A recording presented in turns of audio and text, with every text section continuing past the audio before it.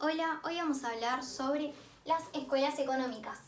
¿Qué son las escuelas económicas? Son un conjunto de ideas económicas de cómo de cómo tendría que ser la economía en una sociedad. A raíz de esto se generó diferentes modos de producción que fueron analizados por Marx, quien fue un filósofo, un historiador, un economista. Marx define las sociedades por su aparato de producción, determinando el modo de producción de cómo se produce y qué se produce y cuánto se produce. Así elabora el concepto de modo de producción que define la estructura de la producción de una sociedad. Hay que guiarse por el conocimiento teórico del modo de producción dominante de la época. Sin dudar que el modo de producción varía según la época y según el lugar. El primer modo es el esclavista. Nació en la Edad Antigua.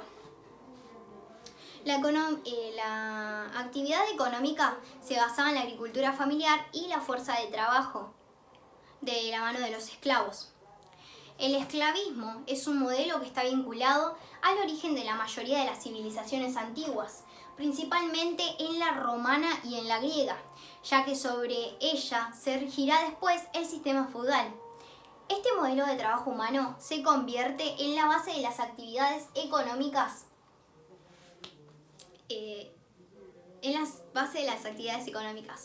¿Qué son los esclavos? Los esclavos son las personas que carecen de cualquier propiedad y están sujetos de por vida al trabajo forzado que deben a su propietario. El esclavismo, como modo de producción dominante, fue reemplazado progresivamente por el feudalismo, que se denomina feudalismo al modo de producción predominante nacido en Europa Occidental entre el siglo X y el siglo XV de la Edad Media. El término deriva de feudo, que refiere a la unidad territorial en donde se realiza la producción agrícola de la época, marcada en lo político por el dominio señorial, es decir, el dominio militar que el señor feudal puede garantizar sobre el territorio para producir para sí mismos.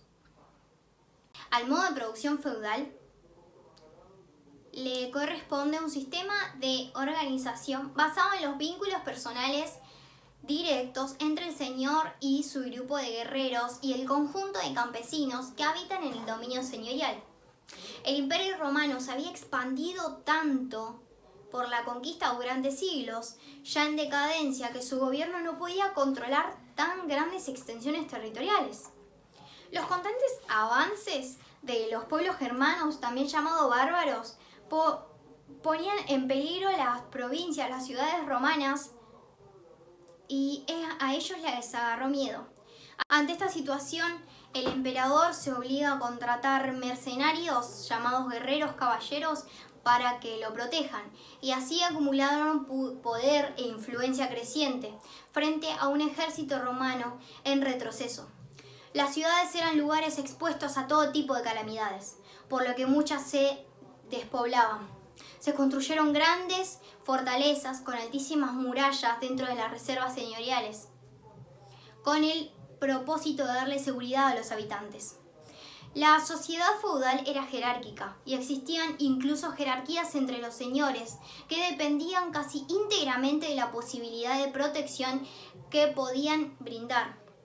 Los de menor influencia o alcance se tenían que vincular con los señores de mayor influencia y así formar una relación de dependencia expresada como el llamado vasallaje. El señor más poderoso le entregaba a su protegido una porción de tierra o feudo que incluían a los campesinos dentro de ella. La situación y la inseguridad constaba también que impulsó a los campesinos a buscar protección de los señores y a cambio deben ofrecer el producto trabajado en las tierras que habitan en forma de tributos. El cumplimiento de tareas que el señor le asigne algunos días, así como también la participación en los huestes armados del señor. Se extendió por toda Europa la economía principalmente agrícola, basada en la producción familiar. La tierra es la única fuente de subsidio y era la única condición de riqueza o la única producción que les daba riquezas. En el feudalismo, cada dominio señorial produce para sí de forma más o menos autosuficiente, generando un tipo de economía dominial cerrada, con mercados exteriores muy reducidos y limitados a algunos bienes de lujos como la seda, las piedras preciosas. La economía en la que los artículos no eran destinados para el cambio, sino que solamente eran destinados para el consumo propio, era la economía natural, también llamada fisocracia. Esta estaba en contra del mercantilismo, ya que el mercantilismo, los productos de trabajo se destinaban a la venta en el mercado. La economía natural precedió históricamente a la economía mercantil y predominó en los modos de producción de la comunidad primitiva, esclavista y principalmente feudal. Sin embargo, aun siendo el feudalismo básicamente una economía de subsistencia, se lleva a cabo en las costas del continente como Flandes, Venecia, entre otras. El incipiente comercio que frente a la poca competencia permite a los mercaderes posicionarse de forma cada vez más favorable social y económicamente. En torno a los orígenes del pensamiento económico, los primeros intentos de teorización sistemática de los fenómenos económicos surgen en el siglo XV por el pensamiento mercantilista. Hasta ese momento, la reflexión sobre los problemas económicos se relacionaba con las cuestiones morales.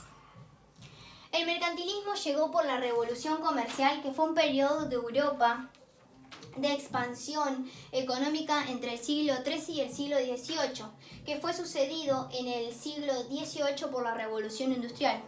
Esto afectó a América por la extracción de recursos primarios, a África por los esclavos que los utilizaban para trabajar y a Asia que con ellos comercializaban. El mercantilismo fundó nuevos servicios y también generó la producción de los talleres artesanales.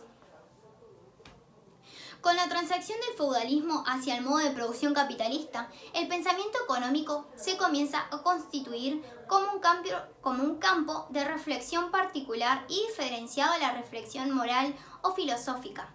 Aparece un objeto de estudio propio, la economía mercantil, según las palabras de Adam Smith, o el capitalismo, como modo de producción, de acuerdo a la visión contemporánea. La economía política surge como sujeto de estudio el nuevo y naciente sistema económico capitalista. Con el capitalismo consolidado como modo de producción, la economía política termina de definir su principal objeto de estudio, que es la riqueza, cómo se produce, cómo se distribuye en la sociedad. En su análisis aparecen las teorías de valor de las mercancías y las teorías de su distribución. ¿Cómo pasamos del feudalismo al capitalismo? Del feudalismo al capitalismo lo pasamos ya que con el resurgimiento del comercio a mayor escala, la irrupción de los mercaderes y su crecimiento, que eran un grupo social muy poderoso, generó